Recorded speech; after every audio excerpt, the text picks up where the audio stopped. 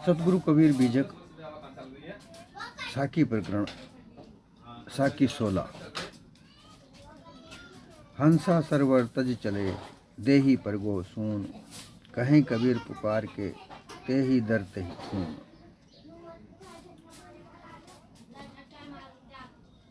ये जो मानव देह है जिसमें चेतन स्वरूप जीव रमैया राम रम रहा है,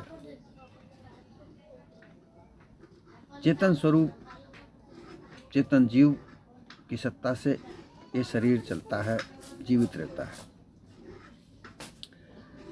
इस देव को सरोवर मान करते हुए और इस चेतन स्वरूप जीव को हंस मानते हुए सदगुरु कबीर मानव जीवन में मानव को चेताना चाहते हैं कि जिस तरह से हंस मानसरोवर में रहता है, जहाँ उसका सुख होता है, जहाँ उसमें वो सुख मानता है, इसी तरीके से चेतन स्वरूप जीव इस मानव देह में अपना सुख मानता है।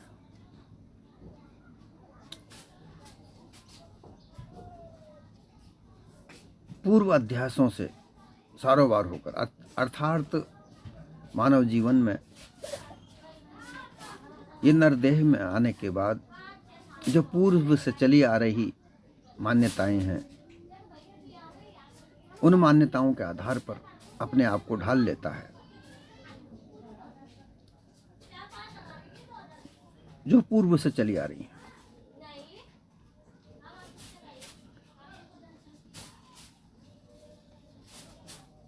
इस नरदेह में 5 विषय शब्द रस स्पर्श गंध सुगंध, ये सब इंद्रियों के द्वारा भोगे जाते हैं और इसका सुख मन को प्राप्त होता है। चित्त इनका भास करता है, उस भास से जो अध्यास बनता है वो चेतन जीव तक पहुंचता है।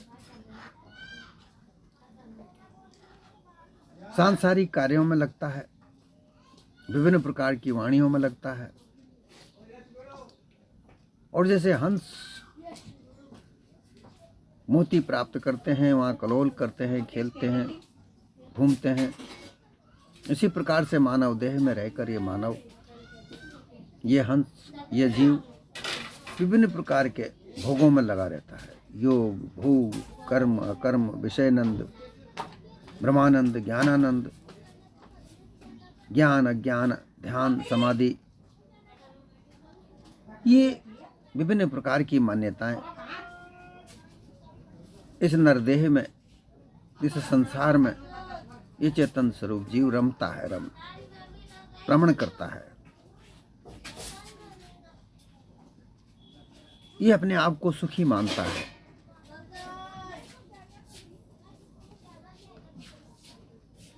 जब सुख नहीं प्राप्त होता है तो उन सुखों को प्राप्त करने के लिए विभिन्न प्रकार की साधनाएं करता है, उपासना करता है, ध्यान समाधि लगाता है। सारी उम्र सुख प्राप्त करने के लिए, भोग विलास को बढ़ाने के लिए, उनको प्राप्त करने के लिए ही अपना जीवन सारा व्यर्थ में गुमा देता है।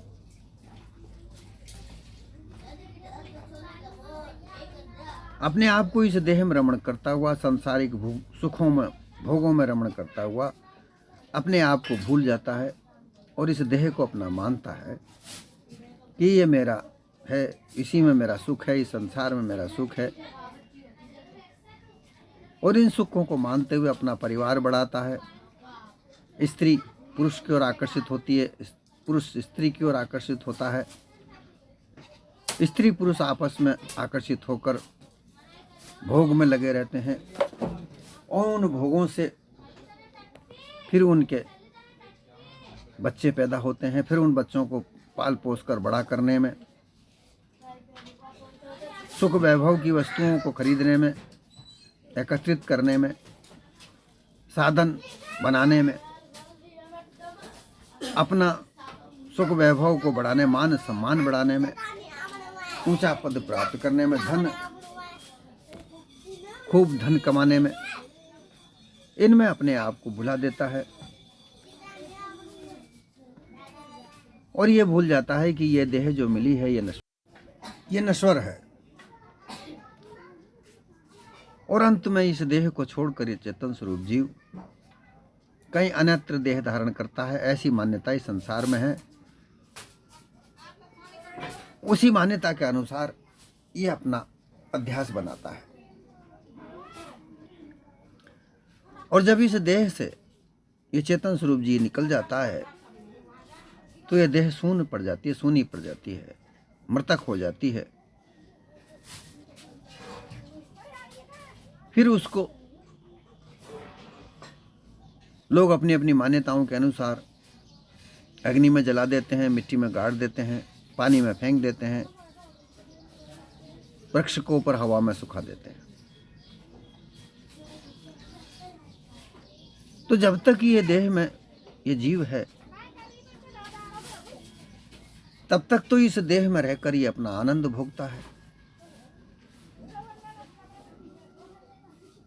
विषयों का आनंद प्राप्त करता है, विषयों में लगा रहता है, विषयों को भोगता है, उनका आनंद प्राप्त करता है। फिर ब्रह्म का आनंद प्राप्त करता है। वो ज्ञानी गुणी के पास जाता है, ज्ञानी के पास जाता है, ब्रह्म ज्ञानी के पास जाता है तो वहाँ वो ब्रह्म ज्ञान को प्राप्त करके ब्रह्म का आनंद प्राप्त करता है। अज्ञान का भी आनंद वो भोगता है जिसमें भोग का आनंद है, ध्यान समाधि इत्यादि का आनंद वो भोगता है। धन कमाने के आनंद में वह डूबा रहता है, धन कमाने के आनंद में वह छल कपट पाखंड झूठ धोखाधड़ी इत्यादि करके खूब धन कमाता है और वो अपना आनंद मानता है। फिर सुख वैभव प्राप्त करता है, सुख वैभव की विभिन्न प्रकार की वस्तुओं को एकत्रित करता है, संपत्ति बनाता है,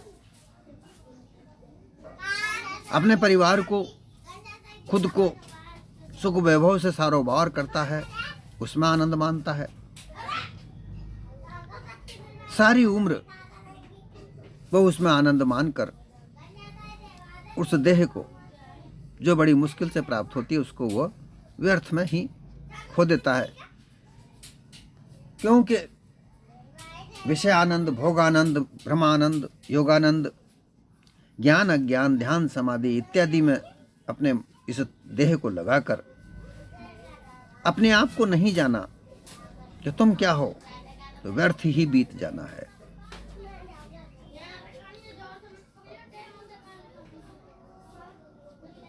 इस साखी में मानव मात्र की जीवन की एक कहानी है।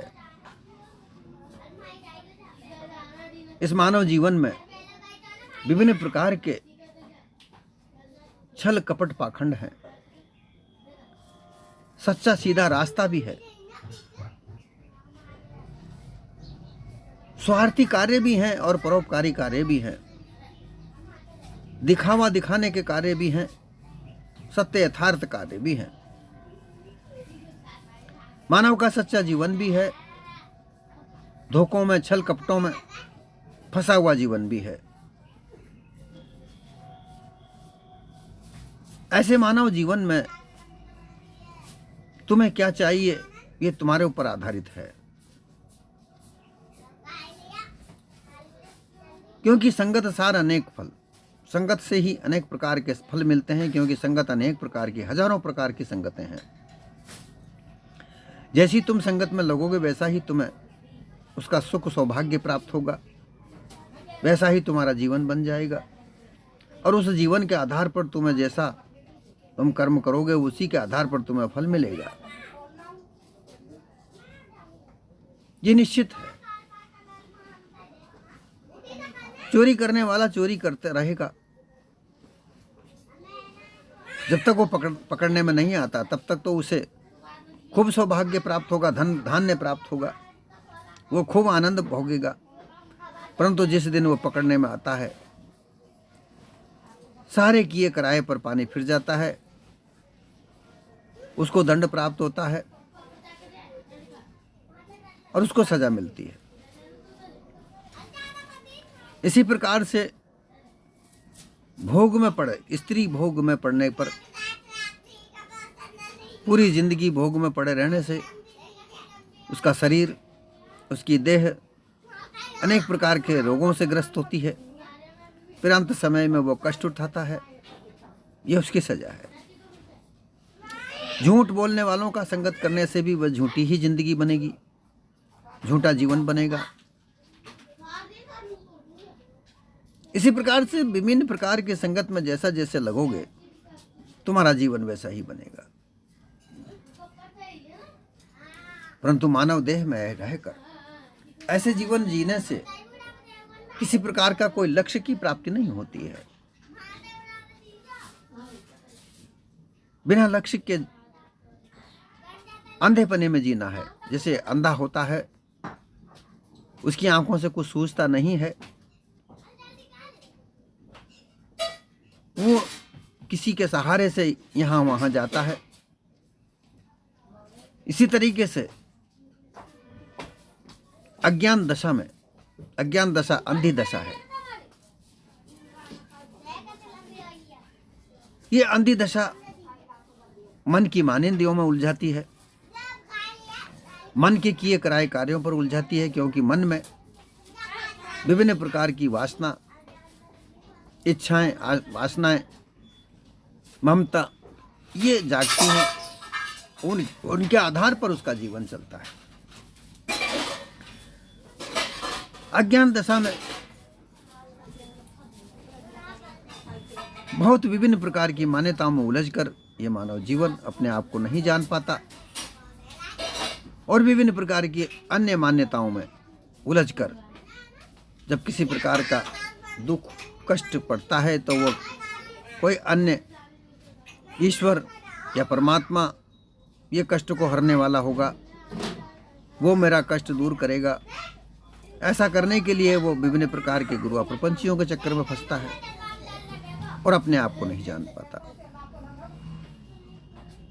ऐसा करते करते ये उसकी देह एक दिन छूट जाती है, क्योंकि देह में रहता हुए मानव देह या किसी भी पशु पक्षी की जो देह, वह पहले बच्चा होती है, फिर जवान होती है, फिर बुढ़ापा आता है। इसी प्रकार से नरदेह भी बच्चा होकर जन्मता है, बालक बनता है, युवा बनता है, जवान होता है, बूढ़ा होता है और अंत में यह देह गलने पर छूट जाती है।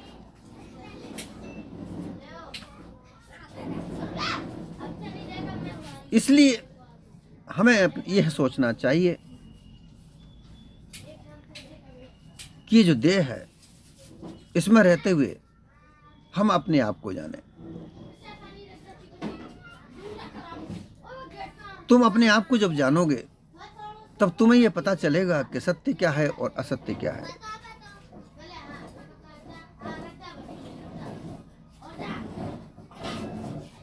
अज्ञान दशा जड़ दशा होती है, ज्ञान दशा जागृत दशा होती है। जो तुम्हारा स्वरूप है वो जागृत है। इस जागृत अवस्था में आने तक तुम्हें ज्ञान की आवश्यकता होगी। उस ज्ञान को प्राप्त करके ही तुम जागृत दशा में पहुंच सकते हो।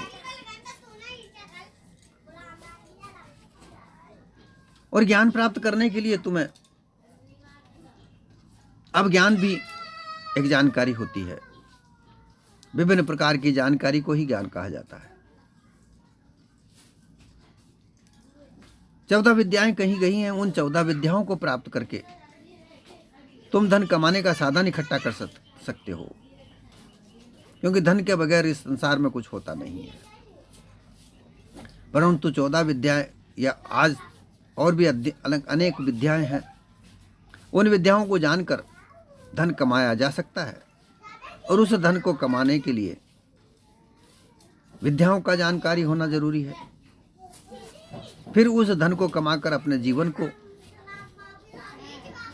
कैसे सही चलाया जाए, किस रास्ते पर चला जाए, ये आध्यात्म ज्ञान है। अब इस आध्यात्म ज्ञान में ब्रह्म ज्ञान भी है, योग ज्ञान भी है, भक्ति ज्ञान भी है,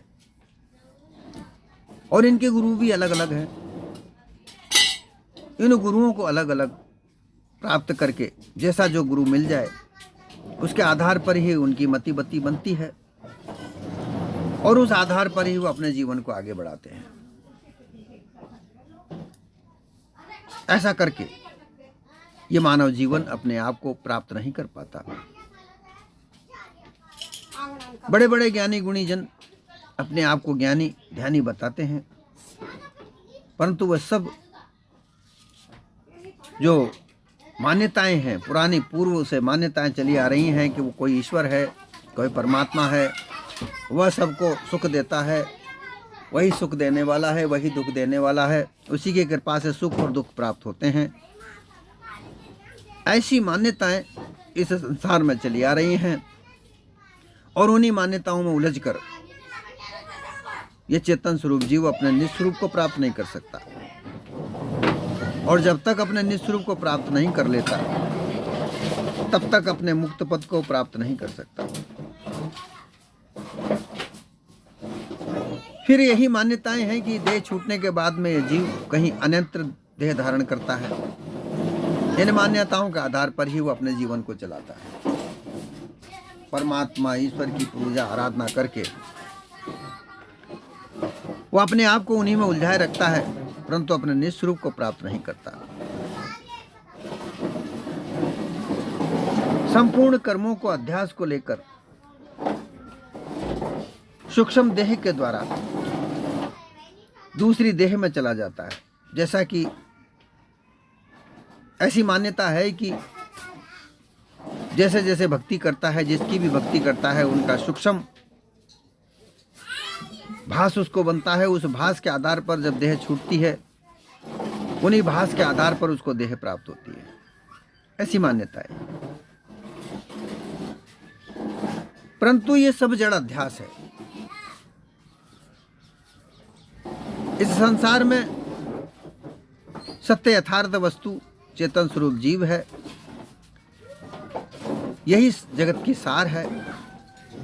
ये जगत तो बनता बिगड़ता है, परंतु जीव, ये चेतन जीव बनता बिगड़ता नहीं। ये अमर अविनाशी है, इसका जन्म मरण नहीं होता। जड़ वस्तुएं इसके साथ हैं, इन्हीं के आधार पर ये इस संसार की रचना करता है। इसकी सत्ता से, चेतन स्वरूप सत्ता से ये संसार की रचना होती है। इसलिए ते ही दर ते ही थून, जो थून, जो दर, जो जगह चेतन स्वरूप जीव की है, उसको नहीं जान पाया। कहे कबीर पुकार के, ते ही दर थे तून। कबीर साहब पुकार के कहते हैं कि हे मानव जीवन में चेतन स्वरूप जीव, जो तुम्हारी चेतन देह है, जो तुम्हारा चेतन स्वरूप है, वह देह जो ब्रह्म स्वरूप, आत्मा स्वरूप, परमात्मा स्वरूप, इससे अलग जागृत स्वरूप है, निज पद है, वो सूनी पड़ी हुई है, वो तुम उसको त्याग दिए हो। उसको त्याग कर तुम, जो तुम्हारी मान्यता है थून अर्थात खंबा, अर्थात तुम्हारी मान्यताएं, तुम्हारी मान्यताओं का अध्यास रूपी खंबा, उसमें तुम उलझ कर जो तुम्हारा दर है, तुम्हारी जगह है, उसको तुमने त्याग दिया है। कि तुमने इस देह में आकर, मानव देह में आकर आनंद के भोगने में, सुख को प्राप्त करने के उलझन में, भ्रम में अपना जो दर है, अपनी जो दर है, निज पद है, अपना निज स्वरूप का जो निज पद है, पारक स्वरूप है, बोध स्वरूप है, अजर अमर पद है, अविनाशी पद है, उसको तुमने भूल गए हो, उसको तुमने त्याग दिया है। और तुम्हारी मान्यताओं की थून है, जो मान्यताएं हैं, जो जड़ का अध्यास है उसमें तुम बंध कर ऐसा मानते हो कि ये देह छूटकर कहीं और अन्यत्र जन्म होगा। हमारा जन्म हुआ है और हमारा जन्म, ये देह छूटेगी तो और अन्यत्र हो जाएगा। ऐसी मान्यता तुम्हारी मिथ्या मान्यता, क्योंकि इस देह का जन्म होता है। चेतन स्वरूप जीव, जागृत जीव का कोई जन्म मरण नहीं होता, अमर अविनाशी है, एक रस है। सामान्यतः जो आज मान्यता बना रखी है वो कहते हैं कि चेतन स्वरूप जीव, ये जो जीव है ये अल्पज्ञ है, ये कुछ नहीं कर सकता, इसका दुख सुख को देने वाला ईश्वर है, परमात्मा है। ये अल्पज्ञ जीव तो केवल कर्म करता है और कर्म की इच्छा नहीं रखना चाहिए।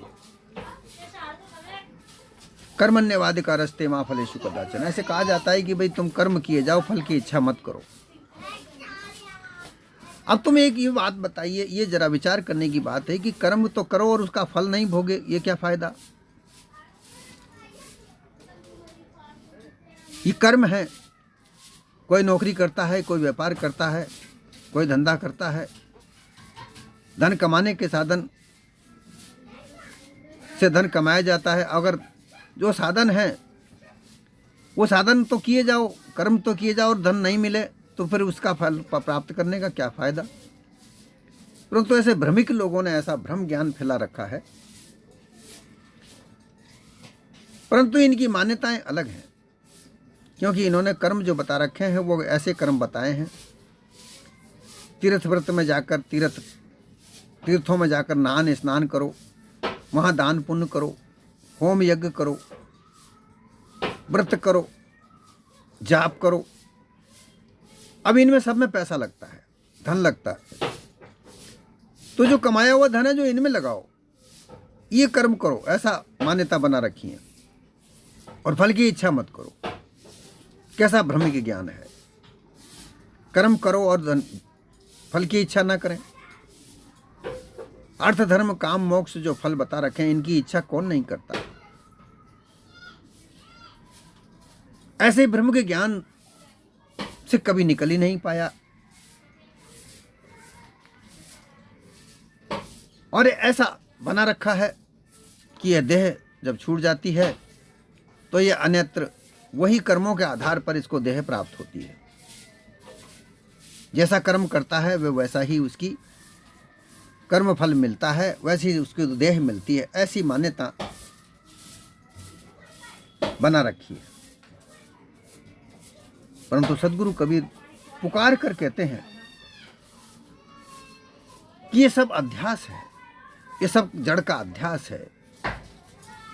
ये देवी देवता की पूजा करना, तीर्थों में स्नान करना, देवी देवताओं के नाम से दान पुण्य करना, ये सब जड़ अध्यास है। जब तक तुम इनमें लगे रहोगे उन्हीं का अध्यास तुम्हारा बनेगा और उसी के आधार पर तुम्हारा जन्म मरण होगा। परंतु चेतन स्वरूप जीव का जन्म मरण नहीं होता, ना तो मरता है ना जीता है, ना जन्म होता है। जड़ तत्वों के मूल स्वरूप ही अखंड असंख्य परमाणुओं के स्वाभाविक शक्ति क्रिया गुण आदि रहते हैं। जो जड़ पदार्थ हैं, 5 तत्व हैं, उनके अलग अलग गुण हैं, उनकी अलग अलग शक्ति है, उनके अलग अलग कार्य हैं, और उनसे ही ये पदार्थ, विभिन्न प्रकार के पदार्थ बनते हैं और बिगड़ते रहते हैं। और उन्हीं का अध्यास इस चेतन स्वरूप जीव पर मन के द्वारा भास चित्त तक पहुंचता है, चित्त से चेतन स्वरूप जीव तक पहुंचता है, और उसका अध्यास ही चेतन स्वरूप जीव को ये कहता है कि मेरा जन्म हो गया है, मेरा मरण होगा, मैं भूखा हूं, मैं प्यासा हूं, इत्यादि सारा। क्योंकि जड़ अध्यास से रहित विदेह मुक्त जीव में कोई क्रिया नहीं रहती। वह स्वतः अपने आप में अक्रिय चेतन स्वरूप में अचल स्थिर होता है। और यह स्थिति कब प्राप्त होती है? जब अपने वो निज पद को प्राप्त करे। निज पद प्राप्त करने की जो क्रिया है, जो निज पद प्राप्त करने का जो गुण है, पारखी संतों को प्राप्त होता है।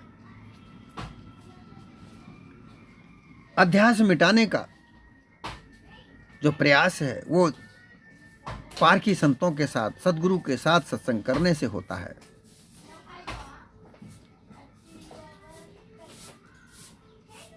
क्योंकि जब तक भ्रमिक ज्ञान की मान्यताओं में हम उलझेंगे, भ्रमिक ज्ञान के मान्यताओं में हम उलझेंगे, जड़ अध्यास में उलझेंगे, तब तक हमें अपना निज स्वरूप प्राप्त नहीं होगा, जागृत अवस्था हमें प्राप्त नहीं होगी। ये जड़ अध्यास में बद्ध होकर बंधा हुआ जो थून, जो जड़ अध्यास का जो मान्यता है उसमें वो बंधा रहेगा और अपने आप में ऐसा विचरण करता ही रहेगा कि मेरा आवागमन होता है, मेरा जन्म मरण होता है, जबकि चेतन स्वरूप जीव का कोई आवागमन, कोई जन्म मरण नहीं होता। विदेह मुक्त अक्रिय ऐसी स्थिति को प्राप्त करने के लिए सर्व अध्यासों का जड़ मूल से नाश करना आवश्यक होता है। जब तक इनका जड़ मूल से नाश नहीं होता तब तक निज पद, पारक पद प्राप्त नहीं होता। और जब अल्पज्ञता को त्याग कर, क्योंकि इस जीव को, चेतन सामर्थ्य जीव को ब्रह्मज्ञानी अल्पज्ञ कहते हैं, आत्मा परमात्मा योगी जन इसको क्षणिक विज्ञान कहते हैं, ईश्वरवादी लोग इसको भास कहते हैं। परंतु यह किसी का भास नहीं है। जिसको भास कहते हैं वह भास नहीं, उसी के भास से ईश्वर की मान्यता है। क्षणिक विज्ञान जिसे कहते हैं वह विज्ञान चेतन स्वरूप जीव का ही निर्माया हुआ है। सर्व विज्ञान की जानकारी चेतन स्वरूप जीव को ही प्राप्त होती है। इसी से ही विज्ञान, ज्ञान, विज्ञान, विभिन्न प्रकार के वेद, शास्त्र, पुराण, ये सब चेतन स्वरूप जीव के ही द्वारा लिखे गए हैं।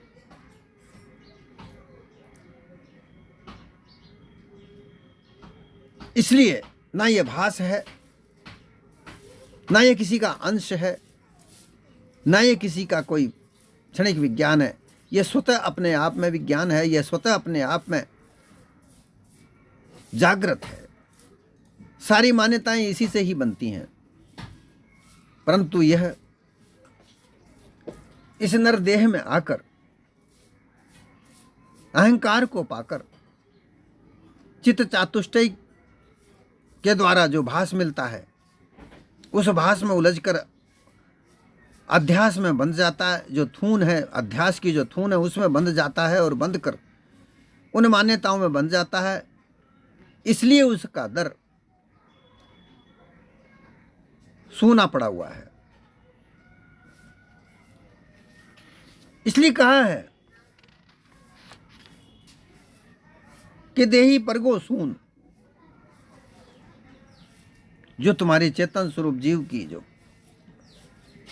हंस देह है, ये नरदेह हंस देह है, ये सोना पड़ गया है। हंस देह, मानव देह में हंस देह है, हंस ही देह मानव देह है। परंतु जागृत अवस्था में रहकर, जानकार होकर, ज्ञानी विज्ञानी सबका जानकार होना, परख पारखी होना, ऐसी अवस्था में इस मानव देह में रहकर गफलत में न रहना, जड़ाध्यासी न होना, अपने आप को जानकर, अपने निज स्वरूप को जानकर, अपने निज पद को जानकर, उसमें अक्रिय रूप से रहकर उस पद में प्राप्त हो सकता है।